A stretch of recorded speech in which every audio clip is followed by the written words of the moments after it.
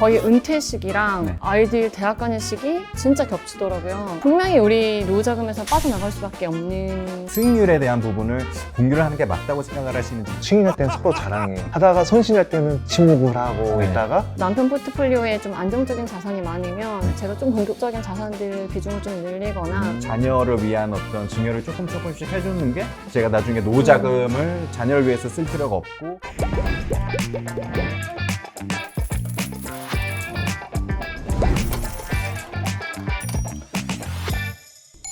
연금 투자에 관해서 질문을 좀 드려보고 싶은데, 저희가 아직은 젊은 편이잖아요. 그래서 뭔가 먼 일이라고 느껴질 수도 있긴 한데, 은퇴 후를 위해서 우리가 얼마를 모아야겠다 이런 식으로 뭐 이야기를 나눠보셨거나, 서로의 이제 연금 상황 아니면 은퇴 후에 경제 상황을 어떻게 했으면 좋겠다 이런 거를 좀 이야기를 나눠보신 적이 있는지 궁금하거든요.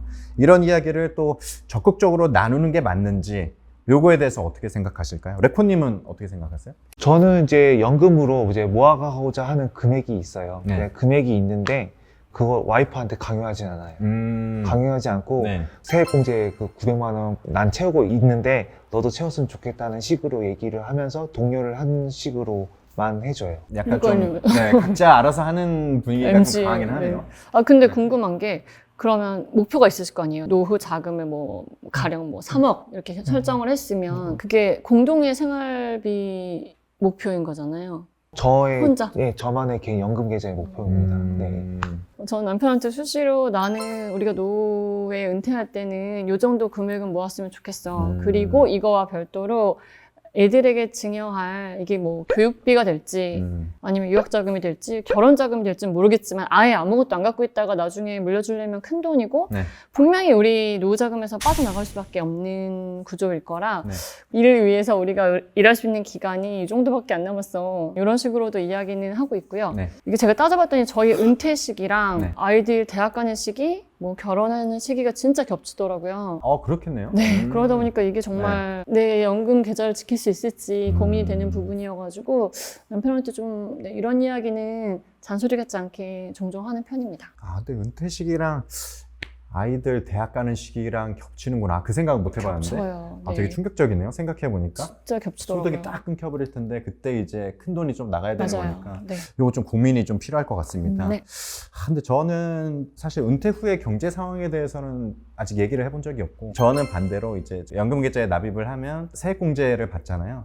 약간 요거를 목표로 하는 것 같아요. 그래서 다음 달 13월에 월급을 얼마를 받기 위해서는 이제 어느 정도 좀 연금 계좌에 각자 좀 저축을 했으면 좋겠다. 이런 식으로 좀 접근을 하는 것 같습니다. 확실한 저 같은 경우는. 유인이죠, 그게. 네. 맞아요. 네. 그러니까 900만 원 만약에 넣으면은 뭐 소득 구간에 따라서 다르겠지만 150만 원 아니면 120만 원 정도 돌려받잖아요. 맞아요. 이제 요거를 목표로 삼아서 요 정도 저는 하는 것 같아요. 저도 이제 곧 아이의 애기 아빠가 맞아요. 되니까 네. 이 장기적인 시각으로 좀 관점을 좀 바꿔야겠다는 생각은 좀 들긴 하네요. 근데 아이 낳으시면 네. 이제 실감이 나실 거예요. 그때라도 늦지 않았을까요? 네, 그럼요.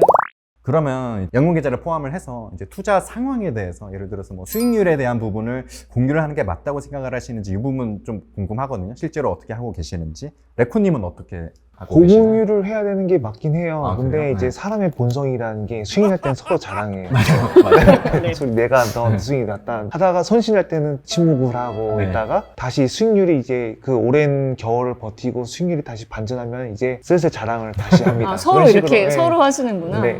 약간 경쟁 구도네요. 저 같은 경우에는 이제 가족 공통자금을 운영하는 게 있다고 했었잖아요. 네. 그래서 이거는 수익률 현황 같은 거는 주기적으로 좀 공유를 하는 게 맞다고 생각을 해가지고 이렇게 하고 있는데, 이제 개인적으로 운영하는 자금은 뭐 철저하게 하고 그렇게 뭐 공유하고 있지는 않은 것 같아요. 그냥 가끔 궁금하면 묻는 정도? 이거는 레코님이랑 비슷한 것 같아서. 올리브님은 또 어떠실까요? 남편이 그 퇴직연금 DB형이었거든요. 네. 회사에서 운용을 해주고 네. 이제 근로자는 나중에 정해진 금액을 받게 되는 DB형이다가 네. 4년 전에 DC형으로 막 우겨가지고 DC형으로 해보겠다, 자신 있다 이래가지고 이제 일단 DC형으로 옮겼는데. 희망하셔서 옮기시고. 네, 거군요. 맞아요. 이게 둘 다 선택할 수 있는 구조여가지고 이제 DB형에서 DC형으로 옮겨왔는데 네. 정말 열심히 하다가 이제 간간히 게을러지거나 네. 뭐 주기적으로 저에게 그 손실 상황을, 수익 상황을 알려주지 않으면 제가 좀 은근히 아빠고 부드럽게 하고 있습니다.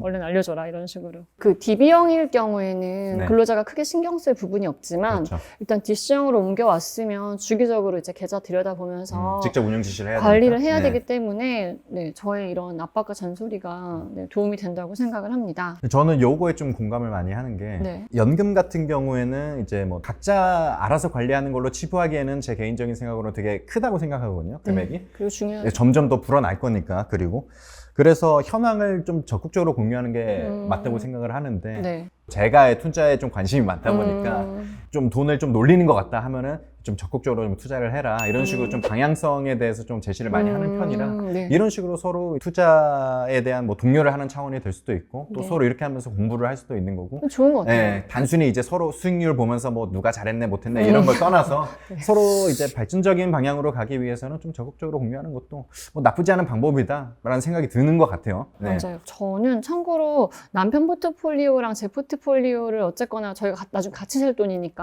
좀 이렇게 같이 보긴 하거든요. 네. 그 남편 포트폴리오에 좀 안정적인 자산이 많으면 네. 제가 좀 공격적인 자산들 비중을 좀 늘리거나 아니면 뭐 남편이 조금 공격적인 자산들이 많이 들어있으면 네.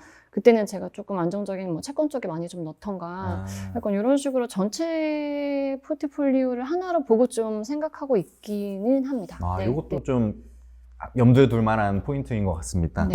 올리브님 같은 경우에는 자녀가 2명 있으니까 출산 휴가를 가시거나 육아휴직도 쓰셨잖아요. 네, 맞아요. 그래서 연금 불입을 중간에 뭐 멈추셨던 적도 있었을 것 같거든요. 네. 그래서 뭐 그런 적이 있으셨는지 아니면 만약에 있으셨다면 그때는 또 어떻게 관리를 하셨는지 또 어떻게 관리하는 게 현명하다 뭐 이런 뭐 철학이 있으신지 궁금하거든요. 맞아요. 이게 육아휴직을 하게 되면 국민연금 납부 예외 기간이어가지고 국민연금을 그렇군요. 네. 내지 않게 돼요. 그 기간은 납부를 하지 않게 되는데 네.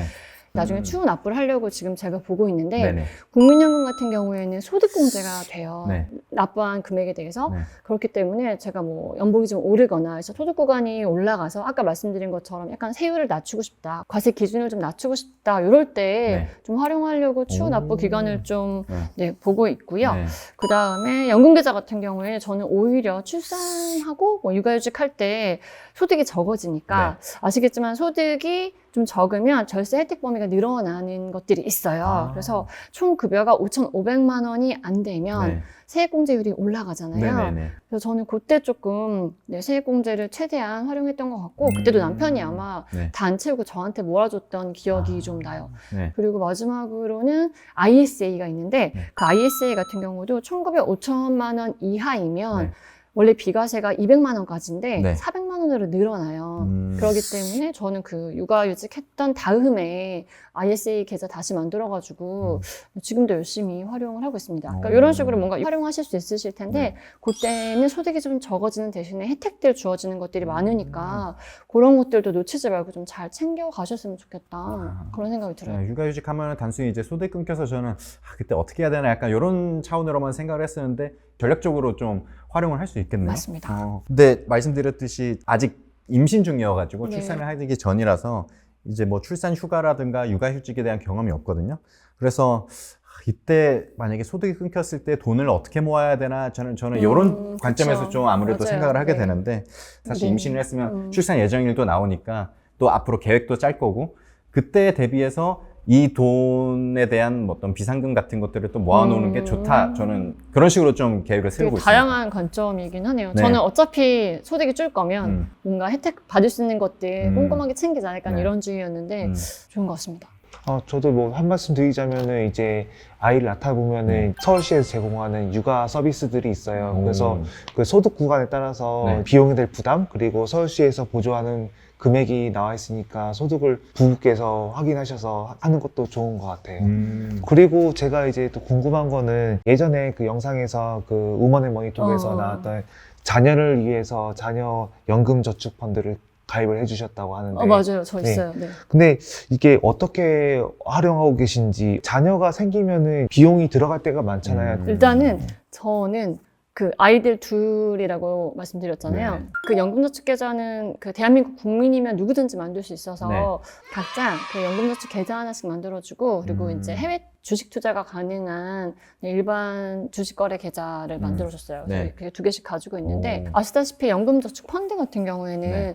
그 세액공제 아이들은 거의 안 받을 거 아니에요. 그쵸? 한동안은. 내 세금이 없으니까. 그렇죠. 네. 세금을 받지 않은 금액은 언제든지 찾아 쓸 수가 있고 음. 저희는 원래 뭐 수익이 발생하면 바로바로 세금 떼고 들어오는데 네. 연금 계좌, 연금저축 펀드 안에 있으면 이게 세금이 나중에 조금만 내면 되는 혜택은 그대로니까 네. 만들어주지 않을 이유가 없었고 그리고 나중에 아이들이 이렇게 소득 활동하면서 소득이 생겼을 때 그 세액공제를 아이들이 또 받을 수 있기 때문에 요 세 가지가 너무 매력적인 거예요. 네. 그다음에 일반 주식 계좌로 이제 아이들이 좋아하는 이제 뭐 로블록스라던가 약간 이런 해외 주식들 아이들이 알만한 그런 것들 이제 주식 투자는 일단 해주고 있는데 네. 교육비도 마련하는 것도 일이지만은 노후자금을 마련하는 거 거기에 대한 균형을 어떻게 맞춰 나가고 계신가요?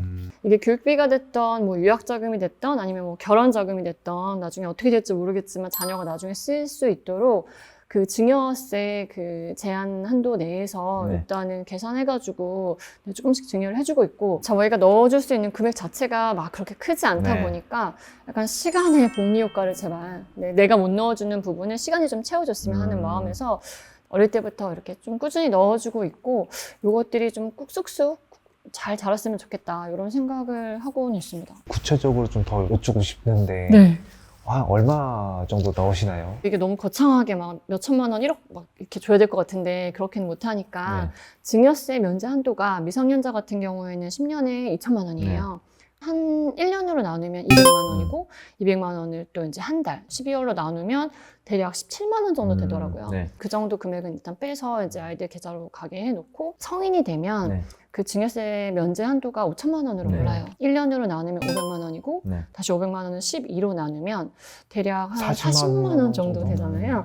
40만 원도 좀 해보려면 할 수 있는 금액 같아서 일단은 그 기준으로 해서 일단 그 정도 금액은 아이들 계좌로 빠지게 한번 해보려고 하고 있고 여기에 이제 복리로 운용을 장기적으로 하면서 좀 수익이 붙으면 그때는 제 연금은 못 건질 수 있도록 아이들 계좌 그렇게 하고 있어요. 그 저만 있는 게 아니라 그 레코님도 지금 자녀한테 증여하고 계시잖아요. 투자도 네. 하고 계시고 네. 아, 그러시군요. 그런 얘기 안 네. 해준다. 좀 아. 해주세요. 저도 이제 아이 계좌로 일반 증권 주식 계좌, 계좌? 네. 주식 계좌로 갖고 있고 해외에서 좋은 주식들을 미리 갖고 있게 해갖고 나중에 빚을 보게끔 해주지 않을까라는 생각을 하고 있습니다. 연금저축이랑 같이. 갖고 있는데 주 계좌가 이제 일반 증권 계좌고 그걸로 아. 투자를 하고 있습니다. 일반적으로 해외 주식에 좀 초점을 맞추신 거네요. 예, 옛날에 한 97년, 98년 전후에 신문에 주식 시세표를 그렇죠. 봤어요. 네, 네. 어느 한 종목이 있었는데 그 종목이 금액이 40원이었어요. 지금은 좀 네. 알만한 유명한 기업인데 네, 지금도 살아있고 그 주식이. 40원이요? 네, 그 40원에 만약에 그 당시 때 그 원리를 알아서 아빠 1,000만 원만 빌려줘. 1,000만 원 빌려갖고 그 주식에 넣었다면은 지금쯤 나는 어디 있었을까? 여기 안 지금도 많이 계시겠죠? 올랐군요. 어디 여기 있을까라고 안 생각하면서 그때 그 후회를 한 게 한 20대였거든요. 20대 되고 나서 이제 만약에 자녀가 생기면은 반드시 좋은 주식을 갖게 만들어줘야 되겠다라는 생각을 많이 해왔었어요. 그래서 저도 이제 금액을 뭐 대단한 금액을 넣는 거 아니지만은 조부모님이나 외조부모님이나 용돈을 주시면은 그때 넣어갖고 바로바로 그 해당 뭐 미래를 이끌어 나갈 주식들을 미리 사놓는 방식으로 하고 있습니다. 사실 질문이 저는 공감을 했었던 게 이제 저의 부부의 노후 자금도 모아가야 되는데 자녀를 위한 돈도 맞아요. 모아가야 돼서 저는 이게 처음 들었을 때는 이게 상충되는구나. 여기를 하게 되면 여기를 좀 포기해야 되고 이런 관계라고 생각을 했었는데 그때를 위해서 미리 자녀를 위한 어떤 증여를 조금씩 해주는 게 오히려 제가 나중에 노후 자금을 자녀를 위해서 쓸 필요가 없고 세이브가 되는 걸로 봤을 때는 이게 상충되는 게 아니라 둘을 같이 가져가야 네. 미래에 저희 노후 자금을 지킬 수 있는 또 저축으로 볼 수도 있을 것 같아서 네. 괜찮은 방법인 것 같네요. 그 자녀들 명의로 이제 부모님이 이렇게 운용해 주실 수 있는데 내가 내 잔고를 볼 때 자녀들에게 투자해주고 있는 건 자녀 명의이기 때문에 네. 내 잔고에 안 잡혀요. 그래서 아예 그냥 그렇게 나와 분리된 계좌로 해서 열심히 운영하다 보면 그건 또 나름대로 열심히 크고 있더라고요. 약간 이런 식으로 멘탈 어카운팅 딱 그 마음의 회계를 딱 나눠 놓는 것도 좋은 것 같아요. 네, 지금까지 MZ 맞벌이 부부의 연금 관리에 대해서 허심탄회하게 여러 가지 이야기를 나눠보는 시간을 가졌는데요. 두 분 이야기 들으면서 새내기 부부로서 앞으로 어떻게 해야겠다는 어떤 좀 마음가짐도 생기고 계획도 조금씩 이제 생기는 것 같거든요. 두 분은 어떠셨나요? 먼저 레코님 어떠셨나요? 다른 사람들은 어떻게 하고 있나 좀 궁금하긴 했어요. 그래서 이번 기회를 통해서 궁금한 것도 해소했고 또 이제 배울 수 있는 거 이제 자녀연금저축계좌 증여 한도를 활용한 그 월 꾸준한 불입 그것도 배울 수 있게 되어서 저는 좋은 시간이었던 것 같습니다. 네. 근데 저는 그냥 아까 한 가지 짚고 싶었던 게 네. 자산관리나 연금관리 부부가 하는 데 있어서 연금계좌 많이 활용한다고 말씀드렸는데 연금계좌가 꼭 노후자금 마련을 위한 계좌라기보다 저는 그냥 평생 그 절세계좌처럼 쓰거든요. 네. 이 안에서 운용을 하고 뭐 세액공제 안 받은 거 빼서 쓰고 하니까 네. 그 부분은 한번 꼭 짚고 싶었어요.